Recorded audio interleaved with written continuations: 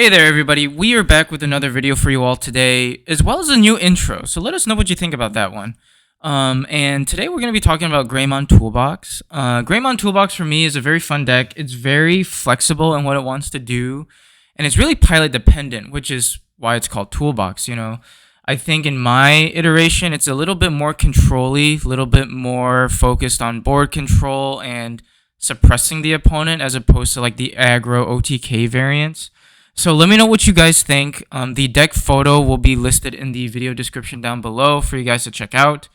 And then timestamps will also be available towards the, like if you scroll down, I believe there are timestamps on the video. If you just want to jump towards different parts of the video, you know, the initial part will be sort of the deck profile, just straight up cards.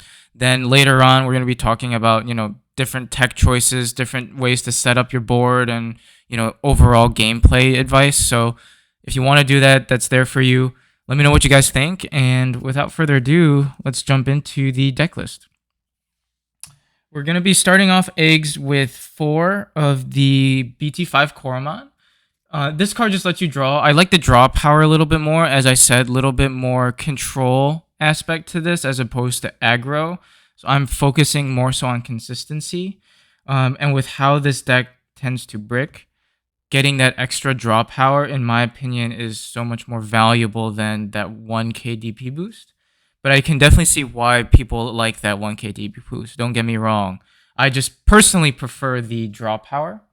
In terms of Agumons, it's a pretty standard Agumon lineup or Agumon split for any sort of WarGrey deck. We are running 4 of the promo Agumon that gives you plus 2k DP boost. We're running 4 of the BT12 Agumon that lets you search top 4, pick up a Greymon or tie, and then inheritable all turns to give plus 1k. Agumon X, you know, additional search and draw power. Ignore this little guy over here. I'm working on getting my 4th copy of the promo Agu, so apologies for that, but with RB1 coming out, it became so much easier. I don't think there's a whole lot of flexibility with the Agumon line, in my opinion. I think this is pretty standard for a reason.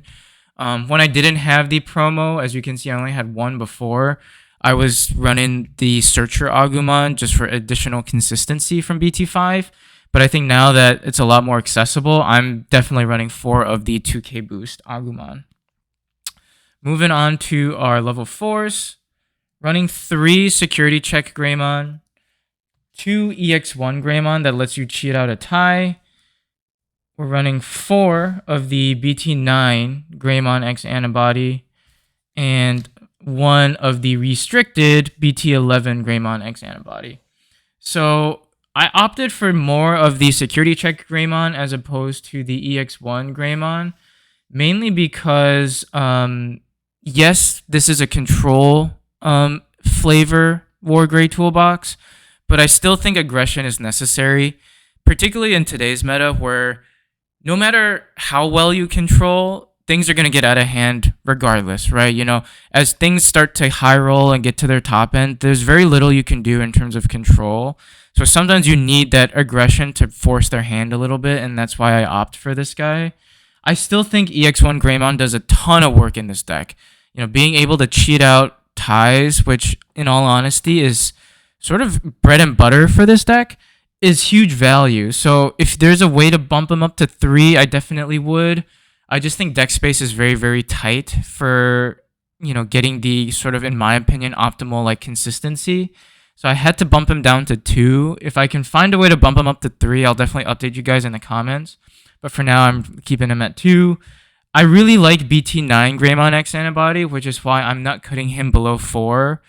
You know, I think in the early mid-game, he's honestly much better than Greymon X. Greymon X's protection is very conditional, so sometimes there's ways for your opponents to just get rid of your stack, and it feels bad because you spend all that resource to build into your big guy, but you're just missing that X-Antibody card, and this guy's protection sort of win con is gone. So this is something that you can control just by building a very tall stack. So I like this guy better, particularly in the early mid game. So that's why I kept him at 4. This is helpful for like late game if you want to get your like second stack out or your second body out and you just want to turbo into it. I can see why this could be very useful. but I think in terms of just letting your body stick on board, this BT9 Greymon, in my opinion, is just much better. Level 5s, we're running 3 Raid Metal Gray, 2 Metal Greymon Alterius mode, and 3 Metal Greymon X-Antibody. This Metal Greymon is great. I mean, being able to swing into someone's unsuspended and play out a tamer, if you can have the Greymon EX1 under the stack, you're playing out 2 tamers potentially, which can be huge. Alterius mode, I snuck in because I didn't want to force myself to wait for one of these X-Antibodies. More often than not, there were many times where I was trying to build a stack and like, where is my Greymon X? I can't find it. And I lost so much tempo that way, being stubborn and trying to just find a Greymon X. So I use this as a backup plan in case I'm struggling to find my Greymon X-Antibody and I don't want to give up an extra turn or 2. And I have this guy in hand. I say, look, you know what? It's fine. We're going to just go straight into a level 3 or level 5 and then go into Greymon or Metal Greymon Alterius mode as that sort of way to give myself layer protection.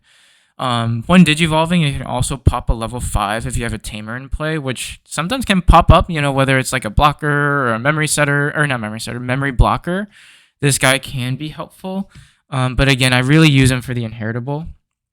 And the Metal Greymon X-Antibody is just so good. It's a free Evo. You get +1 check and potentially 3k DP boost. The 3k DP boost is a conditional gain. You need a Metal Greymon in stack or an X-Antibody. But the +1 check is you're going to get it regardless. So I really like the Metal Gray X-Antibody from BT9 as opposed to the one from BT11. Just because of tempo, it's a free, whereas the BT11 one is a 1 cost on top of a Metal Gray. This is a 3 on top of a level 4, whereas BT11 is 4 on top of a level 4. So I just felt like for what it does, this was just better. I love BT11 Metal Gray X-Antibody, don't get me wrong. You know, DP reduction blockage, Digivolve blockage, as well as being able to trash opponent security is great.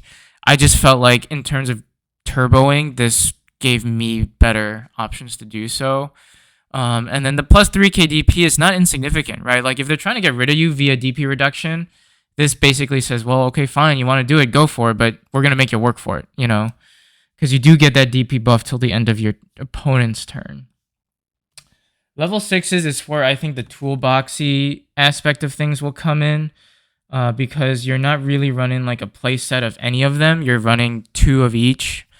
So I'm running 2 of the BT12 WarGreymon, 2 of the Black WarGreymon X-Antibody, and 2 of the BT8 Black WarGreymon. There's some decks that I've seen that are running like 1 Black WarGray, 1 BT9 Gaiomon, you know, 2 Black WarGray X, 1 WarGray, and like 1 option security check WarGray. So there's so many different ways you can do it, and we'll do a more in-depth discussion on the top end later on in the video. But these are my ratios for them. In terms of tamers, we're doing 2 Cool Boy for your cheap X-Antibody searching.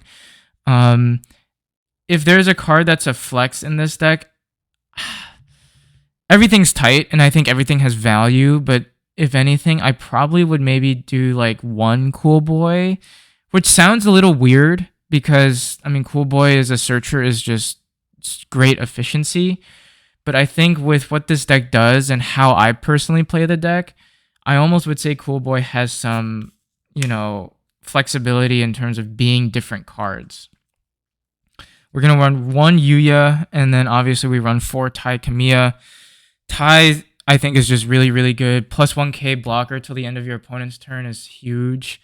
Yuya to give +2k and option protection really makes sure that my big stacks stay on board and they don't get removed, because my whole game plan is to get my big bodies on, make them stick, and make it so that my opponent really can't play the game or they lose their resources.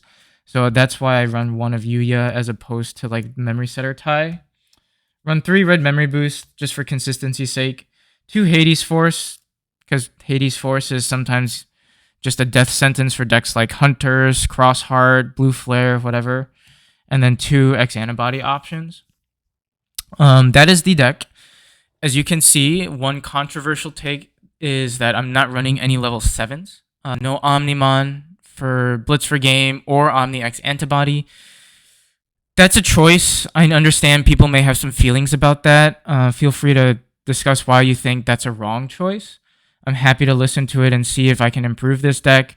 I just felt like for me personally, the consistency, I want to see my big bodies and I want to be able to make them stick. So I really want to prioritize turboing into my line. So far in testing this deck, this is probably the most consistent Wargrey deck that I've had so far. I'm really happy with my ratios, and I'm really happy with how the ratios have played out, particularly getting into the stack. So I do like the Omni X for game. I do like Blitz Omni for game. Don't get me wrong. I think those are great strategies, particularly for Wargrey decks. But I want consistency, and with how painful it is to have a hand of like 3 Metal Greys, a Wargrey, and an Omni, it's like, well, if that Omni could have been a rookie, I could be working with something, So I just went for more consistency and making sure that my body's stuck. That being said, though, let's not waste any more time. Let's get into a more like in-depth discussion on what this deck wants to do, how I personally play this deck, and how to set things up early game and go for your win con. Alrighty, guys. So as usual, we'll kind of break it down for you here. We're going to start off with just basic playstyle of the deck, how to set things up, both early and mid-game so that you can ramp up into your top end, strengths and weaknesses of this deck that I've seen personally from playing it, and then wrapping things up towards the end with some closing thoughts. So, I think this deck is, for me, more of a hybrid of aggro control. I wouldn't call it a pure aggro deck, nor would I call it a pure control deck. The way I usually like to play it is I will build my stack in raising and keep it in raising until I'm ready to go into my top end. So I'm usually not promoting until I have like my BT12 Metal Grey ready to go into an X-Antibody. Because for me, the 4s don't really have much value when they're out in the field. And if anything, if they get popped or they get bounced, you're starting all over and it just feels real bad. So I usually don't promote until I'm ready to go into my top end. So if I'm keeping and raising, I'm either searching, playing out tamers, whatever, right? Ty, if you can get him out early, that would be my advice to you. You don't want to just rely on EX1 Greymon to cheat him out. Sometimes it's better to just get him out like turn 2, turn 3, just so that as you do go into your top end, or you do go into your, bigger plays as you raise, he's there and you can utilize both the memory gain when digivolving as well as the plus 1k blocker, because that is something that can be huge as you get into your top end. Speaking of top ends, the variety is there. So, by the time you get into it, you should be able to kind of read what your opponent is doing, how they're setting things up. Do you want to go into a top end that focuses on tamer removal? Do you want to go into a top end that gives yourself like a double blocker and raid? Do you want to go into a top end that, if they're going to wide board, you can kind of swing, unsuspend during their turn and pop a couple? There's different ways you can play around it. So you do want to be a bit patient. So sometimes you do want to let their gameplay come out a little bit. You do want to be able to raise at the right time. Raising too early will definitely hurt you. But that being said, raising too late will definitely hurt you. So patience is key, but too much patience is not a good thing. Some early game setup, right? Like I said, you do want your ties out early, so like a turn 2 or 3 tie is never a bad play. I think when you're drawing your hand and you're choosing to mulligan or not, don't get caught in the sauce where it's like, oh, I've got my 4, 5, and 6 ready to go. All I need is that rookie. Don't do it, man. Like, don't gamble without a rookie. Like, get a rookie on. Once you get that Agu and you're able to build a stack, like your draw power and your cycle will come. Don't be like, oh, I've got the perfect line outside of a rookie, and you just never find a rookie. You're gonna be regretting that choice. Mulligan if you can to get a rookie. And I'll kind of leave it at that. Like I said, getting your ties out like early doesn't hurt because you're able to utilize his memory gain as well as his plus 1k DP boost and blocker ability. Like I said before, being patient is good because you want to be able to make sure that your stack is viable when it comes out. You don't want to put out a stack that gets easily wiped because more often than not, you've wasted a couple turns and now you also have to utilize a couple turns to rebuild, and sometimes that's too late at that point. So you do want to be patient, but again, you don't want to be too patient. And what I mean by too patient is particularly early on when I was playing this deck, I would be very stubborn and not raise until I had like the perfect line, right? Like I would not raise until I'm like, I have my Greymon X, but I'm not going to Digivolve until I get that Greymon, so then I can go into Greymon X and so on and so forth. Don't be that patient because sometimes it's better to say, look, let's Digivolve through the stack and try to work with what we have, which is why I put in options like Altarius mode and whatnot to give myself alternative ways for protection and alternative ways to stack my lines. So sometimes you just have to say, look, like this is not the ideal line, but it's good enough where we can work with it and see what you can do. You don't want to be too patient and say, well, I'm not raising until I get the perfect line. Sometimes you wait too long and you're in trouble. And if you can, just choke early, and effectively as well. If they put out a memory tamer right away, I mean, don't worry about choking because you're not going to. But I mean, I think in the early game, you really want to be able to keep their tempo along with you, And what I mean by that is, as you can see from the deck profile, I'm not running a lot of memory setters. I'm running one Yuya and that's it.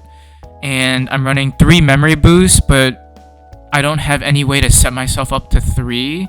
And if they're playing this deck well or playing against this deck well, they're always going to try to choke you. They're going to try to make it so that your plays are going to pass turn, and that's fine. And what you need to do is do the same. Because by choking them and making them sort of pass turn with a play, you're buying yourself more time and more turns to build into what you want to do.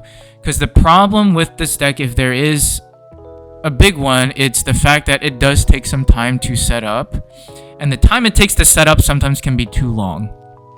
But when you are set up and you do have what you want out on the board, there's very, very few decks that can really deal with it and, recover from what this deck can do in terms of resource destruction. So, going over our top ends here, for me personally, like I said, I'm running a 2-2-2. So we're running 2 of the BT12 Raid War Grey, 2 Black War Grey X, and 2 BT8 Black War. Some decks, like I have said, are running like a myriad of War Greys, hence the name WarGreymon Toolbox. Like I've seen decks that are running 1 Gaio, 1 Black War BT8, 2 Black War X, 1 BT12 War Grey, 1 like option security check War Grey, or like 1 EX1 War Grey. Like there's so many different things you can do. Some decks are running War Grey X-Antibody. There's just a lot of options out there. For me, this is what I enjoyed, because like I said, I'm going for more of a board control, resource control, and suppression aggro as opposed to OTK aggro.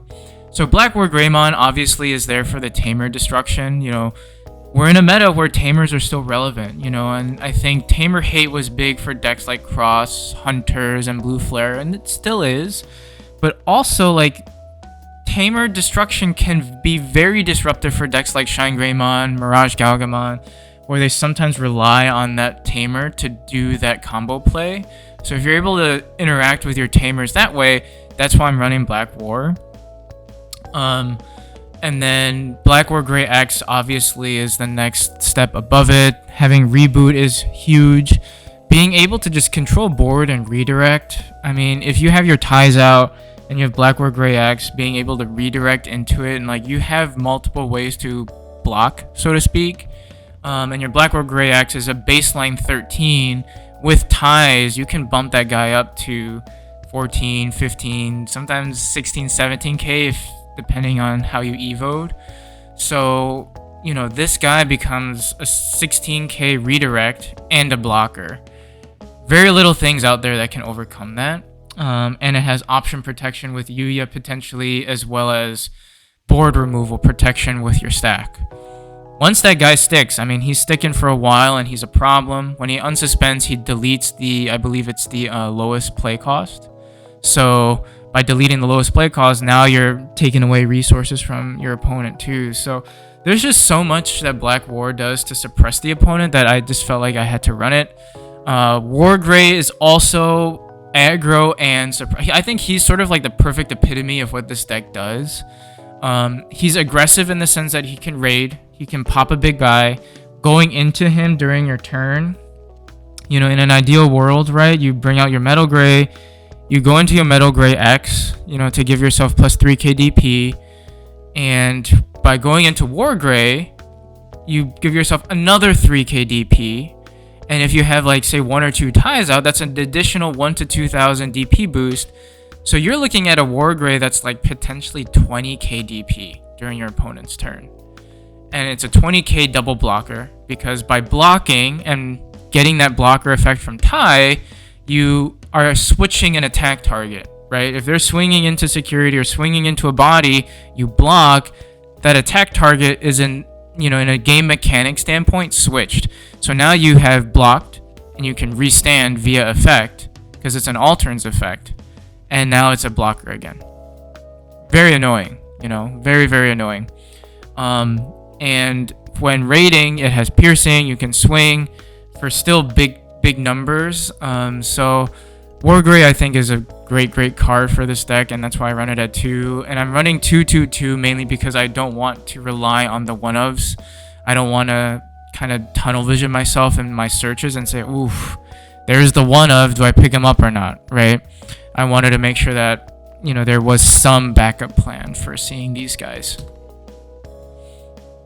So moving on to strengths and weaknesses of this deck. Sort of like I said, strengths, it's very oppressive. Once you get your big guys out, it almost feels like your opponent is in a chokehold until you choose to go for game. And that is typically how I will play it. I will typically choose to get my big stack on board. And it's usually, if I can help it, a raid WarGrey, just for that double blocker potential. But that being said, like, as soon as I get into my top end, I'll keep them on board. I typically will not swing sort of willy-nilly. I'll sort of choose to swing in the right time. Black WarGrey X has reboot, so I'll swing regardless with Black WarGrey X. But I think with WarGrey, sometimes I will say, look, if I don't need to swing, I won't swing with this guy and keep him as a blocker. Just so that I just shut my opponent down. Like, they're sort of forced to deal with it. All their resources are sort of fixated on, how do I get rid of this guy? All in the background, I am building a second stack, right? So I want to do it so that once I go into my WarGrey stack, I've promoted, I go into my big boy, the next turn, I'm turboing into another stack, right? Because say, for whatever reason, they're able to get rid of my stack that's on board, I can say, all right, here's my response. Here's my next one. Deal with it again, I don't want to be in a position where if they get rid of my body, I'm like, well, I don't really have much else to do. Your game plan should always be get your stack out, but then immediately being able to build into another stack. And then usually if I'm able to get 2 stacks on board, that's when I'm very aggressive about, okay, like, let's swing 2 checks here, 2 checks here, and then hopefully I'm able to go for game next turn, That's why I think it's a good mix of aggression and control. Sometimes that is a choice on your end, so be careful with how you do pilot it.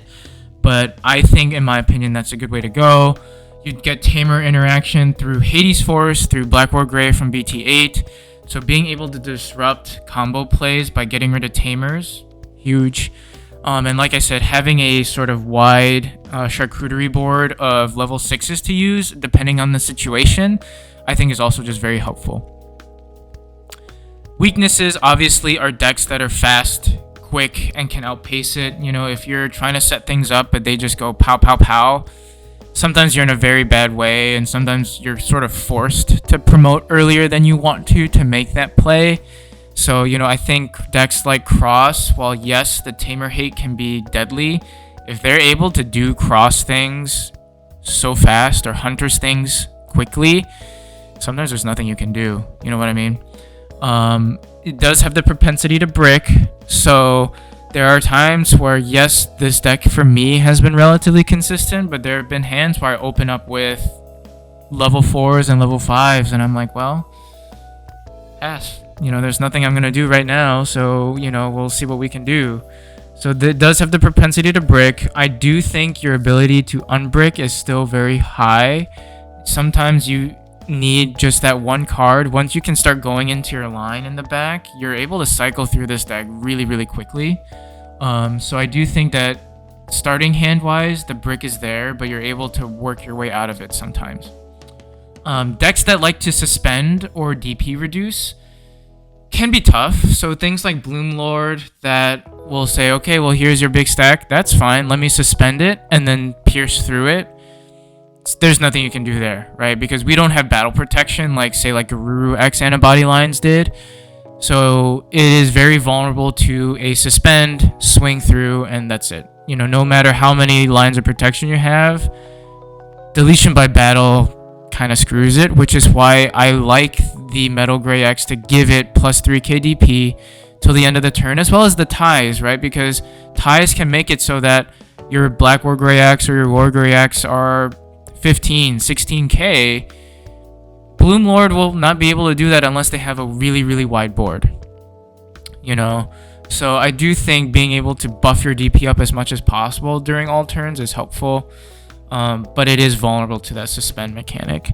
I have Metal Greymon X-Antibody here. I've talked about it a little bit already and why I'm not running it. I think this is a direct counter to Shine Gray, where if you are to go into this and it says, well, for the rest of the turn, I can't be DP reduced, sort of forces them to say, okay, well, even if I do go into Shine Gray, my body will still be there. But at the end of the day, like I said before earlier, like, I think this card is great, just not good for what this deck wants to do. But like I said, the major weakness is, the time it takes for it to set up, and in that time, some decks can just really go for it. So some tips that I'll come up with just by my early testing with this deck and playing with it and my experiences with it. Like I said, going over the profile, the draw Koromon for me has come up a lot more than the DP Koromon. Consistency for me is huge, particularly in these bigger tournaments. Being able to see your pieces and get into your line as opposed to just DP boost, I think is much more helpful. Because like I said, for me, I run the variant where I'm trying to just have my guys stick on board. So I'm prioritizing the draw, the consistency, and the turbo. So I prefer the draw power, in all honesty, with that. Being patient is important. You don't want to be too patient where you're like waiting too long and you're not moving into your combo plays soon enough. But you do want to be patient so that you're building and raising your stack in the right way. So know your matchup, and on that point too, you want to know who you're playing against and how much time you have to make those good plays, because sometimes your plays matter on certain matchups. You want to be able to respond at the right moment, and knowing when that right moment is very key. And I think early tamer advantage is also important. So playing out your ties like turn 2 or turn 3 is much more valuable than waiting until like turn 5 when you're trying to turbo into your big body. So I think getting a tie out, early, even if it means you pass turn, that's fine. I'd rather have the tie out so that I can utilize him later on. So just to wrap up, I think this deck is very good. I've had a lot of fun playing with this deck.